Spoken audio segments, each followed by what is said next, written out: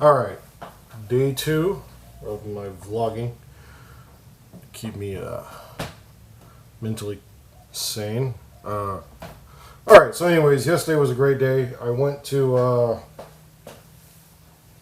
Workforce Solutions. I asked them a question just before they closed their office doors around 6 o'clock, so it was like 5 o'clock, whatever. Anyways, so I asked them a question. Can I go to school while I'm collecting unemployment? And come to find out, yes. So a couple weeks ago, I did try going to school, and I didn't sign up because I needed something to subsidize my, or supplemental income, something to kind of fill the gap of me not working. So now that I found out I can go to school on unemployment, I am jumping the gun. I'm going to go sign up for school. I want to ask them a few questions. But come to find out, yeah, I'm going to be able to go to school during this period of time. So I'm going to try to do that because I technically need an upper hand. I'm probably just going to do a certificate for G-code and CNC machines because I'm already a machinist, so I might as well arc in the same direction and just go to a more advanced machine. So, and I do know that those jobs are in demand because those are the ones I'm finding out a lot of online. And I also know that it's a little bit more difficult for those that are foreign to get those jobs because they need to have a certificate or some kind of degree in that field. So yeah, that's my plans. I'm going to go sign up for school. Of course, I'm going to go back to the Workforce Solution and ask them some questions. And so yeah, that's pretty much my plans for today. Yeah, there's one thing like yesterday when I was vlogging I wanted to talk about, and a lot of people don't understand that when you're unemployed, there's several layers of I guess you can say stress, anxiety, and one of them is actually loneliness.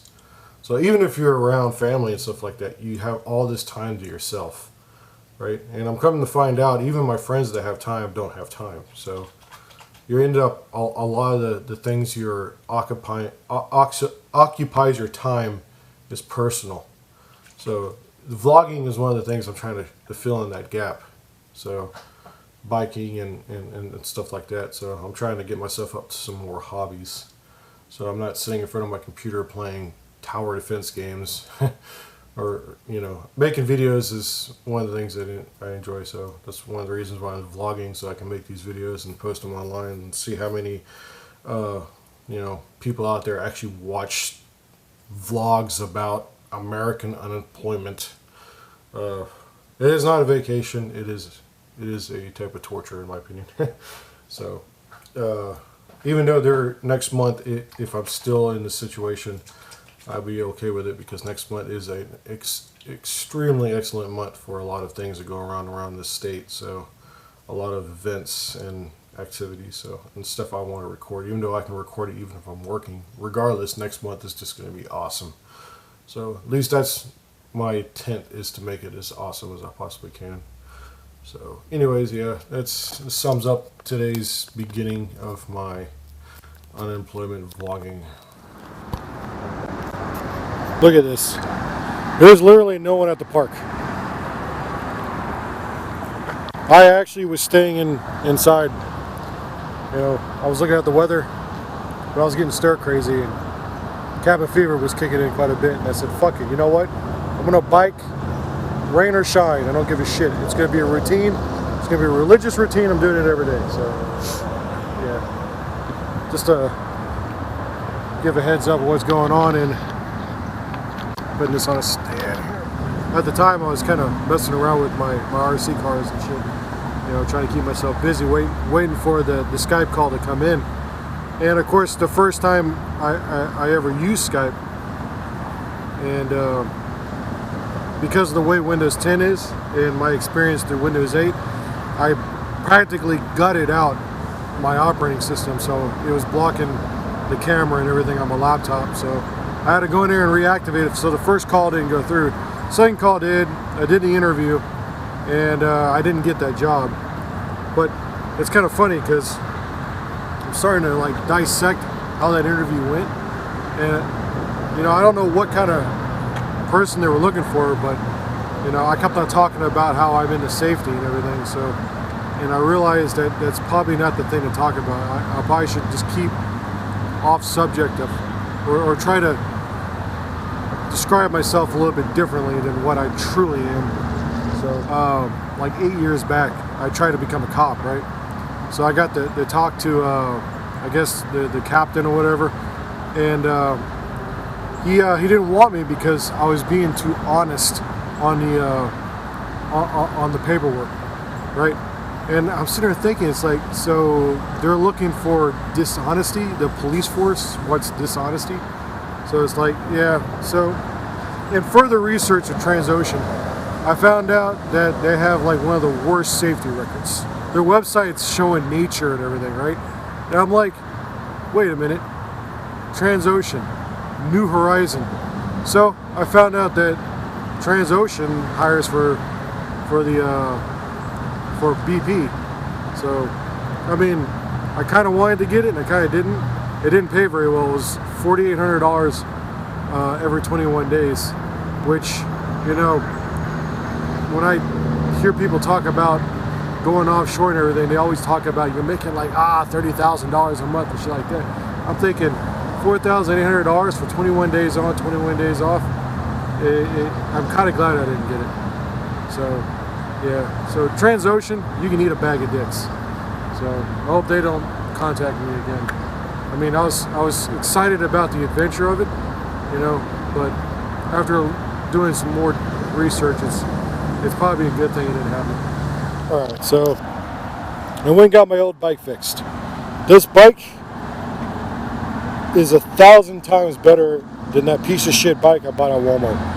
I've had this bike since 2013, maybe even longer than that, but it's been a good bike, and I've taken it out to the beach. I've ridden the shit out of it, so I'm happy to get it back. I mean, it's still a cheap bike. I mean, this back, see that shit? Yeah, it's got issues, but you know, it's just when you ride a bike that you like, and then you try another bike that looks good but just doesn't ride that good, you become acutely aware that you got a shitty bike, and that's exactly what happened to me. So I went to Sun and Ski Sports. By the way, yeah, when it comes to bike prices, they're not very good, and I'm not a rich person. I would probably never be able to afford to buy one of their bikes, but when it comes to replacing a tire, yeah, their customer service is top notch. So if I have another problem with my bike, I definitely know where I can go. The guys there are pretty badass. So, yep, glad to have my bike back. As you can see behind me, it's fucking pouring like crazy. It's not as bad as it was a couple of minutes ago, but I have my camera and my phone in my pocket, and I know they can probably withstand the moisture because they're not dunked in the water and all that shit, but I don't know if I'm going to take the risk or not. But it is a little therapeutic to bike in the rain, though. I have to admit that. So right now I got to make that decision. Do I want to sacrifice my 4K camera and my shitty $70 phone to keep biking, or head back to the car? So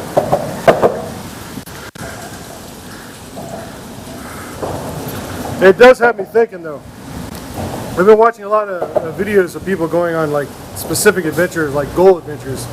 Like one guy in England was doing Uber Eats, which I'm not going to do here around Houston because Uber Eats here is basically a scam. But he was doing it on a bike for 24 hours, right, to see how much money he can make and to see if he can do it. And that's something I've been thinking about. Maybe I got to find something a little bit crazy, not too crazy, to kind of test myself. So that's one thing I've been pondering, and one thing that's been going through my mind is Buffalo Bayou. Something that's been on my mind, and if I enjoy it, I'm gonna go down to Austin, or maybe in some of those towns, fucking northwest of Austin, right there. There's some badass spring break areas where you know, they have rapids and everything, and they got exit points and shit where you can pay them, they'll come take you back up to the top, and I might try that out. So it's something I've been thinking about. So.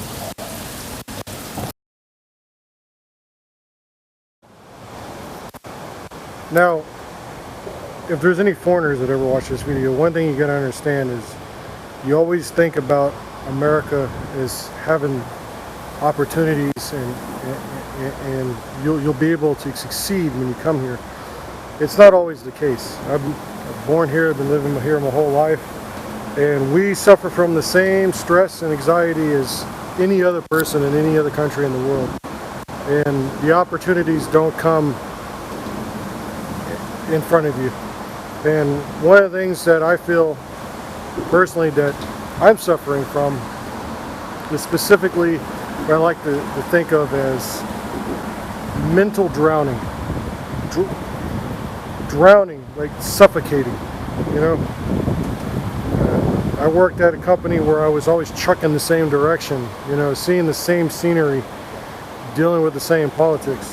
And one thing I'm hoping, and I've been more riskier, I started becoming more of a risk taker the last couple of years after working for Weatherford, because you know, I hurt my back and they treated me like shit. They didn't believe me, you know, and I had to go to the VA, and I went to go see a back therapist when I was there because they wouldn't let me see a doctor with them. And I took the risk and moved on to a different company. And you know, I've been connecting the dots. I've been realizing that I need to migrate, and I've been drowning in the same repetitiveness, you know, stuck in the niche that I don't want to be in. So one thing I'm hoping for, if I get a chance to go to school, is that, you know, maybe I might not like what I jump into, but at least I'm learning something new. At least I'm no longer suffocating. So that's one thing I'm really hoping for. And you know, I got an email from a company called FlowServe, and they're looking for people to work second shift. Man, I lost a wife working nights, you know. I only saw her for a couple of minutes in the day when she was waking up to go to work, and I might be on my computer or I might be passed out on the couch, and that divorce hurt me pretty badly, you know.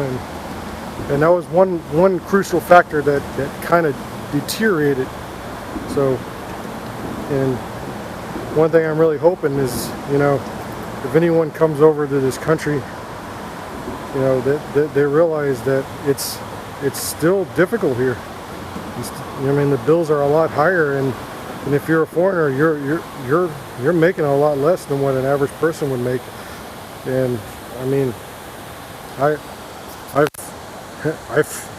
felt the sting of it too, because you know, living down here in the city in the South, it's, you know, they expect you to work for a lot less money than, you know, what the majority of the country makes.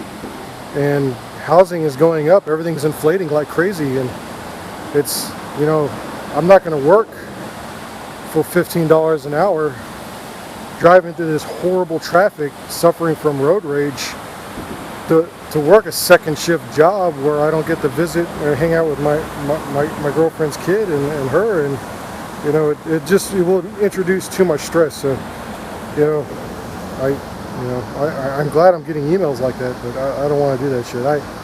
You know, I'm starting to think that maybe this is a paradigm shift, and you know, if I have to, you know, I'll talk, you know, in the future if things don't work out, that maybe it's just time to pack up and get the fuck out of Houston, because, you know, I don't want to. I need something new. I need new scenery, and this, you know, the VA, they helped me out with my back and, you know, my knee, and the medication they give me just makes me constipated. But you know, they're not going to help me out with school. But of course I'm thinking way too far ahead. But I'm just describing. There is more emotions that, you know, you hear about loneliness as being a feeling by being by yourself. You know, my girl's at work, but there's also the feeling of, you know, being mentally hungry and you're starving. You know, that starving just kind of drags away, and it pulls you down, and that's how I've been when working for all these companies and working my ass off, and yeah, it's taken a mental drain on me, and I've been, you know, these vlogs are hopefully will help pull me back out. You know, I I'm unemployed right now. I got some free time. I need to do some projects and do some stuff, or I'm going to regret the fact that I didn't get around to actually doing it. So yeah, I think, you know, continue to look for work, but I'm going to try to my best starting Monday. I'm going to try to sign up for school, and I'm going to do I want to start on the 25th hopefully. And I know they said they had need 30 days for paperwork to go through and shit. I don't give a fuck. I'm going to sign up, and I'm just going to deal with the consequences later. So I'm not going to let that opportunity pass me by. So that's what's going through my head. And yeah, I mean, it isn't as easy as a lot of people think, especially as you get older. You know, you start to regret all the opportunities that you didn't take when you were younger. And I think this might be, in my opinion, the last chance that I might actually get. So I need to do it now. So that's my plan. Monday I'm going in after spring break, and I'm going to barge in there. I'm going to tell them exactly what I want to be a student. I might be trying to get a certificate, and I know that it's a community college, and they're not as reputable, but that's not the point. The point is I'm going to be stimulated, and I'm going to get to be exposed to something new. So that's my plan. That's what I'm going to be doing.